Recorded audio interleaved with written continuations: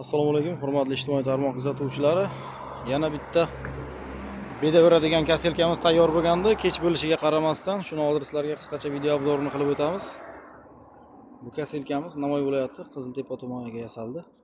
Akalarimiz o'zlari kelishgan, mana olib ketish uchun.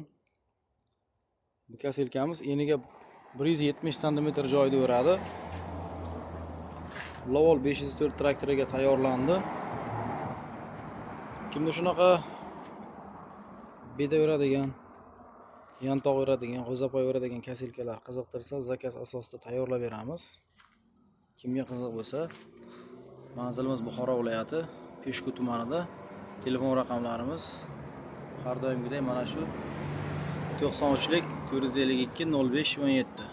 Kimga qiziq bo'lsa, bemalol murojaat qilaverasizlar. Mana zavodskoy yangi kardallari bor.